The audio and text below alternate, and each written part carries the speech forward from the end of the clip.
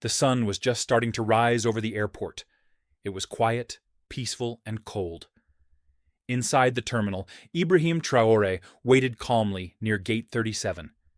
He didn't wear a suit. He didn't have bodyguards. He didn't carry anything flashy. To most people, he looked like just another African traveler. But this man was not ordinary. He was Ibrahim Traore, the president of Burkina Faso. He preferred to travel like this, humble, private, and quiet. No cameras, no loud announcements. That's how he moved. He believed in being with the people, blending in, staying grounded. His return from a diplomatic meeting in Europe was no different.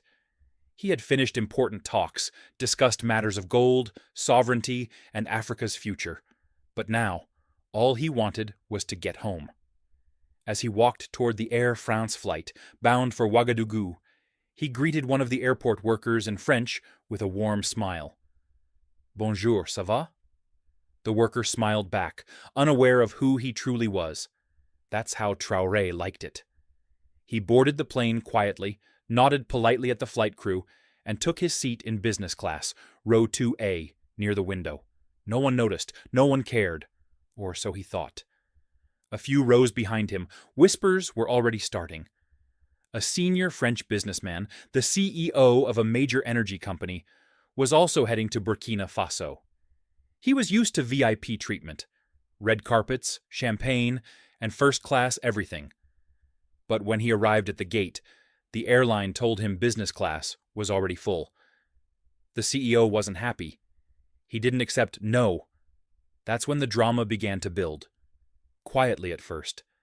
Just a small demand that would soon become a storm. The French CEO wasn't used to hearing the word non. He stood at the boarding gate, surrounded by assistants and airline staff, tapping his polished shoes impatiently. "Je suis un partenaire stratégique de plusieurs projets en Afrique," he said arrogantly. "I'm a strategic partner in many African projects." To him, that meant rules didn't apply. He demanded a seat upgrade immediately. The gate agents scrambled. They whispered. They checked their tablets. But the truth was simple. Business class was full. All seats were taken. Still, the CEO insisted. That's when the airline called over a senior flight attendant. She was tall, white, and dressed in Air France uniform. Her name was Claire. She wore a cold, forced smile as she walked onto the plane to fix the situation. Once inside, Claire scanned the cabin with sharp eyes, like she was hunting for something. Or someone. Her eyes paused for a moment when she saw a dark-skinned man in seat 2A. Ibrahim Traore sat quietly, reading something on his phone, calm as always. She looked again. No expensive watch. No assistant, no sign of power, just a black man in a hoodie. She leaned toward another attendant and whispered, "C'est probablement une erreur." Probably a mistake. She walked over to him, forced a smile, and said politely, but firmly, "Monsieur, may I see your boarding pass?" Traore looked up, nodded, and handed it to her. She stared at the pass, then back at him. The seat number was correct, but something inside her didn't sit right. In her eyes, he didn't look like someone who belonged there. Moments later, she returned with a fake smile, this time more direct. "Sir, I'm sorry, but we may need to move you to accommodate another passenger. Would you mind relocating to economy? We will compensate you." There it was, the insult, quiet but sharp. Ibrahim Traore raised an eyebrow. "And why me?" he asked calmly. "No reason, sir," she said, trying to keep her cool. "Just a small adjustment for our guest." "A guest more important than me?" he asked, voice still calm. Claire didn't answer. She only smiled. Other passengers glanced over, sensing something wrong, but no one said a word. And Ibrahim, he just sat back quietly and said, "No. I will remain in my seat." The tension had started, but the storm was still coming. Claire was stunned. No? A man like him saying no to her? She wasn't used to that, especially not from an African passenger, especially not on her shift. She forced a smile again, but her pride was bruised. "Sir, I insist. This is for operational reasons," she said, with a slightly colder tone. But Traore didn't flinch. He looked her in the eye. "If it's operational, then please explain why I'm being asked, and not anyone else." Claire hesitated. She wasn't prepared for this kind of calm resistance. Around them, a few business-class passengers were now paying full attention. One man lowered his newspaper. A woman stopped typing on her laptop. Something didn't feel right, but no one spoke. No one dared. The CEO still hadn't boarded yet. He was being held at the gate until a seat was arranged. Claire walked quickly to the cockpit, whispered something to the captain, then returned with a decision. She didn't say a word to Traore this time. Instead, she approached another black man in business class. Then another. She was clearly targeting only passengers who looked like they didn't belong. That was her second mistake. Traore sat silently and watched. His face was expressionless, but his mind was sharp. He was observing, calculating, listening. The humiliation didn't anger him, it focused him. A young African man, maybe in his late 20s, looked confused as Claire now pointed at his seat. "You, sir, we need you to move to economy." The young man asked, "Why me?" Claire said nothing, only took his boarding pass. That's when Traore stood up. "Enough," he said, his voice calm, but heavy with authority. "You are making decisions based on skin, not on tickets. That's called discrimination." Claire turned, a bit shaken. "Sir, I'll have to ask you to sit down. Please don't cause a scene." Traore looked her straight in the eyes. For a second, her breath caught. There was something about his stare, steady, fearless, powerful. But she still didn't know who he really was. To her, he was just another passenger acting like a troublemaker. She walked off again, fuming inside. To her, this was getting out of hand. "These people," she muttered under her breath in French, "always making noise." The CEO was finally brought on board. Claire greeted him with extra politeness, offering him a glass of champagne. "We're fixing the seating issue, monsieur," she said. Meanwhile, Traore sat back down. He put on his seatbelt. His fingers calmly tapped the armrest. He didn't need to say a word, because soon the entire world would know what had just happened, and who exactly had been insulted. The CEO settled into business class, like a king returning to his throne. He didn't even glance at Ibrahim Traore as he passed by him. Claire, the flight attendant, made sure he was comfortable, adjusting his seat, handing him warm towels, and offering him another glass of champagne. The message was clear. You matter. That man does not.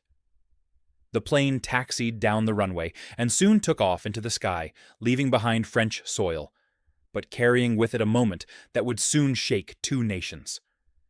Inside the cabin, everything looked normal. Passengers relaxed. The seatbelt signs turned off. But beneath the surface, something powerful was growing. An invisible storm waiting to burst.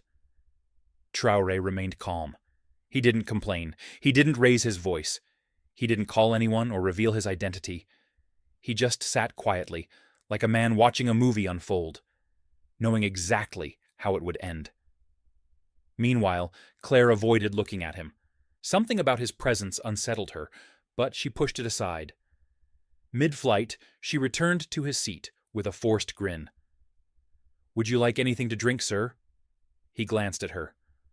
"Water is fine." She nodded quickly and walked away. No apology, no courtesy, no respect. The CEO, on the other hand, was treated like a celebrity. Claire laughed at his jokes, leaned in when he spoke, and asked about his important projects in Africa. He replied arrogantly, "Burkina Faso is lucky to have us. We're bringing order to chaos." Claire nodded in agreement, completely unaware that the very man he was insulting was sitting just 2 rows away. One woman in the cabin, An African nurse returning home to Bobo Dioulasso noticed everything. She shook her head and whispered to her neighbor, "That's our president. They don't even know who they're humiliating." Her neighbor's eyes widened in disbelief, but they said nothing. The president clearly didn't want attention, and no one wanted to break the silence. Hours passed. The lights dimmed. Most passengers slept. But Ibrahim Traore remained awake, looking out the window at the clouds. He wasn't angry. He was patient, and when the wheels touched the ground in Ouagadougou, that patience would become history. The plane began its slow descent into Ouagadougou. The cabin lights flickered on. The captain announced their approach in French and English. Passengers stretched, fastened their seatbelts, and prepared to land. Claire walked through the aisle with her clipboard, still smiling at the CEO and ignoring Ibrahim Traore completely. Outside, the view was breathtaking. Golden sun over red soil, the city below waking up as the aircraft glided down. But what no one inside the plane could see just yet was the growing convoy waiting at the airport. Rows of black SUVs, military vehicles, and a presidential escort forming on the tarmac. Inside the cabin, whispers started spreading, only softly at first. "I see soldiers. Are we landing into a war zone?" one foreign passenger asked nervously. No, that's military protocol," another replied. "Maybe someone important is arriving." The French CEO smirked. "Must be for me," he chuckled to Claire. She laughed along with him, already preparing to walk him out ahead of the other passengers. She had even planned to personally escort him to the terminal, but the plane had barely stopped rolling when the entire atmosphere changed. Out the window, the passengers saw presidential guards in uniform, lined up sharply, weapons at their sides, standing in full attention. Behind them stood Burkina Faso's top ministers. The Minister of Defense, the Foreign Minister, even the head of security, all waiting in the heat, unmoving, like statues of power. Claire peeked out the window and gasped. "What is this?" she whispered. The CEO stood up proudly, smoothing his suit. "Clearly this is for me. I told you, I'm involved in big projects here." But before anyone could even step off the plane, a tall officer in a black beret boarded the aircraft. His boots echoed on the floor as he walked slowly down the aisle, scanning every face. He stopped at seat 2A. He raised his hand to his forehead in a perfect military salute. "Monsieur le Président, welcome home." The entire cabin fell silent. You could hear hearts stop. Claire's face dropped, her eyes darting between the officer and the man she had looked down on for the entire flight. Her hands began to tremble. Ibrahim Traore slowly stood up. Calm, dignified, not a word spoken. The CEO took a step back, his mouth slightly open. President? He stuttered. "That man?" Traore turned and gave him a simple nod. Not angry, not proud, just a man who no longer needed to say anything. Another officer stepped in. "We have instructions," he said coldly, looking at Claire and the CEO. "You two will come with us immediately." "Wait, what?" Claire whispered. "Why me?" "You are being detained for questioning," the officer replied sharply. "You have publicly disrespected the head of state on national soil. That is a serious offense." Claire tried to laugh nervously, looking around. No, this has to be a mistake. I was doing my job." But no one listened. Traore stepped off the plane and was immediately met by his people, his guards, his ministers, and a cheering crowd beyond the airport fence. Cameras clicked. The nation's leader had returned. But this time, everyone knew the truth. He had walked among them as a regular man, and those who had judged him by appearance would now face consequences. Back on the aircraft, Claire and the CEO were both being led away in handcuffs. Passengers watched in disbelief as they disappeared down the steps, heads lowered, their arrogance crushed. And that was only the beginning. The tarmac was blazing under the Burkina Faso sun, but all eyes were on the two people being escorted away in handcuffs. Claire, the Air France flight attendant, and the high-powered French CEO. Gone were their smug smiles. Gone was the arrogance. In its place, panic, confusion, and disbelief.